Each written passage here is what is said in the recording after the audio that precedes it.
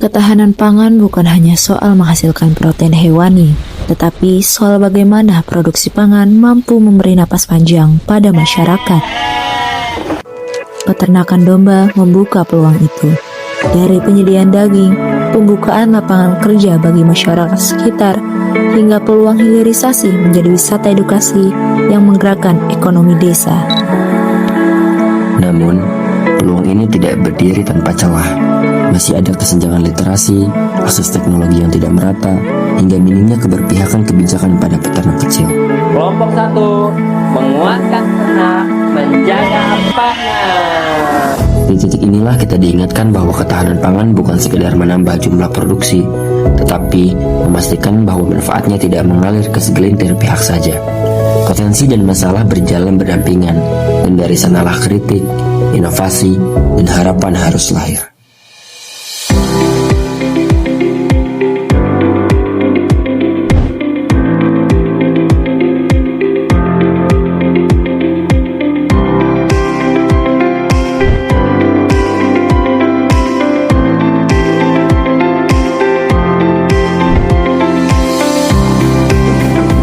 Kelompok 1 bersama Desa Ternak Agro Eduwisata menguatkan ternak, jaga pangan. Perjalanan kami dimulai dari kota Serang. Dengan motor, kami melaju menuju Desa Ternak Agrowisata di Pandeglang. Sekitar 1 jam waktu yang kami habiskan di jalan, menempuh jarak hampir 40 km sebelum akhirnya tiba di lokasi. Terima kasih adik-adik dari Untirta. Selamat datang ke Desa Ternak Agrowisata. Saya di sini sebagai owner, mengelola lahan sebesar 17 hektar. Mungkin langsung saja, ada beberapa pertanyaan. Yang pertama adalah, apa peran utama peternakan domba ini dalam mendukung ketahanan pangan dan ketersediaan protein hewani di wilayah Pandeglang atau daerah sekitar sini? Ya, memang peternakan kita masih belum terlalu besar ya. Jadi memang kebutuhan hewani di Pandeglang itu masih kurang. Jadi kita mengisi kebutuhan hewani dari peternakan domba kami untuk kebutuhan di area Pandeglang. Menurut Bapak Edi, jelaskan bagaimana peternakan ini menerapkan sistem pakan yang berkelanjutan. Ya, betul. Kita sebenarnya kan di sini kita menanam rumput sebanyak 15 jenis rumput. Ada odot, gamawami, dan lain-lain. Nah, kita juga ada jagung. Jagung juga kita bisa jual pipilnya, dan hasil limbahnya juga kita bisa buat pakan domba. Mengingat bahan pakan sebagian berasal dari jagung lokal ya Pak ya? Ya. Bagaimana Pak Edi sendiri memastikan bahwa kualitas dan keberlanjutan pasokan jagung tersebut? Jadi memang di sini dulu ya, kami itu tanam berhasil, tapi harganya nggak mencukupi untuk kebutuhan petani. Tapi sekarang harganya bagus, maka kami tanam. Menurut Pak Edi, apa tantangan terbesar yang sering muncul dalam menjaga keberlanjutan pasokan dan juga ketersediaan domba untuk kebutuhan pangan pasar? Secara nasional kita masih membutuhkan 7 juta ekor per tahun. Nah, kita hanya menutupi 1 juta ekor per tahun. Makanya kita masih kurang 6 juta ekor per tahun. Kebanyakan itu adalah peternak rumahan. Makanya untuk peluang industrinya lebih luas lagi seperti itu. Apakah ada strategi jangka panjang untuk meningkatkan kapasitas produksi domba tanpa mengorbankan keberlanjutan lingkungan dan sosial di kawasan ini? Ya, kita modernisasi alat-alat pertanian supaya kita mengolah bahan pakan dengan secara otomatisasi.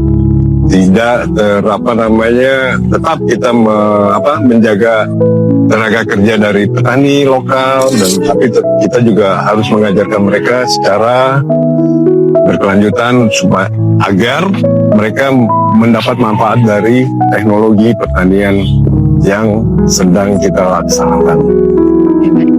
Menurut Pak Edi sendiri, apakah peternakan ini memiliki potensi yang kuat untuk dikembangkan sebagai tempat wisata edukasi bagi pelajar atau masyarakat sekitar di Pandeglang? Ya, kita memang sedang membentuk eduwisata di tempat kami. Bukan untuk peternakan aja, tapi ada pertanian, ada perikanan, ada peternakan juga, ada pariwisata. Bentuk edukasi spesifik apa yang paling mungkin dan relevan untuk diberikan kepada pengunjung? Misalnya pengenalan pakan, atau proses perawatan, atau siklus produksi pangan, dan juga integrasi pertanian peternakan. Sebenarnya kita mulai dari bawah sih, dari pengenalan dasar. Tergantung pengunjung ya, yang akan berkunjung. Dia akan melaksanakan pendidikan dasar, pendidikan menengah, sama pendidikan atasnya. Jika wisata edukasi ini dikembangkan, Pak, bagaimana Pak Edi bisa membayangkan keterlibatan masyarakat lokal dalam kegiatan tersebut, baik sebagai pemandu, penjual produk, atau pengelola? Memang kita di Desa Ternak Agro Eduwisata itu kita membangun ekosistem yang melibatkan penduduk secara umum berkesinambungan untuk mendapatkan teredukasi, mendapatkan penghasilan, dan tidak meninggalkan adat istiadat daerah setempat. Betul ya, Pak ya. Secara umum, Pak, bagaimana hubungan peternakan ini dengan masyarakat sekitar di Pandeglang selama ini, Pak? Alhamdulillah kita udah membentuk satu komunitas, yaitu HPDKI, yang beneran ada pusatnya adalah di Garut, dan kita ada 1.000 peternak yang kita kelola. Mudah-mudahan dengan adanya desa ternak ini mereka juga teredukasi dan termotivasi, tidak lagi dengan tradisional tapi dengan teknologi yang kita harus bersaing dengan pasar global. Ada lagi nih, Pak, pertanyaan mungkin agak sedikit sensitif ya, Pak ya. Pernahkah muncul keluhan dari masyarakat sekitar sendiri terkait bau, limbah, atau aktivitas peternakan? Jika iya, bagaimana peternakan menangani hal tersebut dalam menyelesaikan keluhan? Ya, memang limbah kita olah menjadi satu biogas, dua jadi pupuk, dan mengolah menjadi makanan maggot, cacing, sehingga tidak berbau lagi, sudah terolah dan alhamdulillah biasa kebisingan aja. Oh, ya. Dan penduduk kita memang sudah terbiasa sih, dan kita juga membangun ekosistem yang penduduk pun menikmati hasil kita, seperti itu. Apakah masyarakat sekitar merasa dilibatkan atau mendapatkan manfaat langsung, misalnya lapangan kerja, akses pupuk, atau bantuan sosial dari keberadaan peternakan ini, Pak? Ya, secara umum kita kan membentuk ekosistem. Makanya kita melibatkan orang-orang desa supaya mereka terlibat di sini. Yang membutuhkan pekerjaan, kita utamakan penduduk sekitar. Manfaatkan warga juga, nanti hasilnya ke warga lagi ya, Pak ya? Betul. Bisa saya jawab. Yang saya lihat, saya jawab, saya mau bohong ngapain. Gak ada dampak gitu. Ya, ini bawa tuh berisi suara kami. Jaraknya kan jauh. Makanya jauh. Iya, itu ada. Tiap tahun ada itu. Kadang-kadang 4 ekor, kadang 5 ekor. Dari dulu sebelum ada peternakan juga, PEDI itu sering ngasih. Menyediakan, itu yang kerja kebanyakan orang sini. Yang kerja di, yang Malawijat ya. Kebanyakan orang sini, nggak ada orang luar. Yang saya tahu itu penjualan langsung. Ada yang jual dagingnya ya, potong di situ. Ada yang beli, ada yang dijual per ekor. Itu biasanya itu lebaran Idul Adha, ramai itu pembeli biasanya. Cuman jaraknya kan jauh-jauh, itu antaranya pakai kendaraan mobil.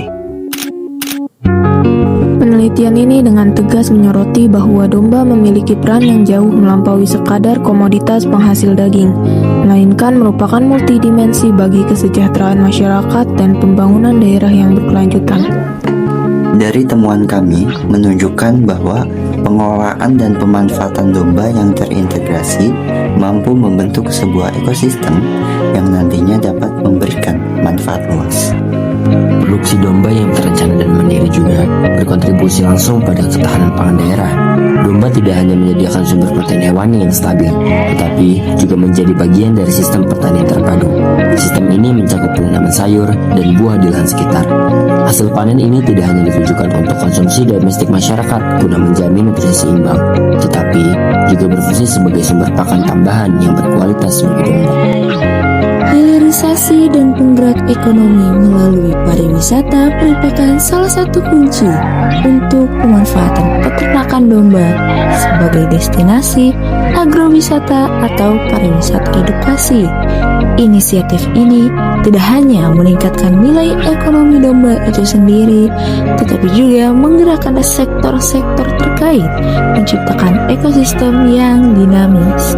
Selain pemanfaatan yang kami paparkan sebelumnya, penelitian ini juga menekankan pentingnya diversifikasi pangan berbasis domba, dan pemanfaatan domba tidak terbatas pada konsumsi daging tradisional saja. Pengelolaan diversifikasi daging seperti sosis, bakso, atau produk beku berkualitas tinggi dapat memperluas jangkauan pasar dan meningkatkan nilai jual. Juga pemanfaatan produk non-daging seperti susu domba untuk memproduksi turunan seperti keju atau yogurt, serta pemanfaatan kulit dan wool untuk kerajinan atau tekstil, membuka peluang ekonomi baru dan memastikan pemanfaatan sumber daya secara maksimal.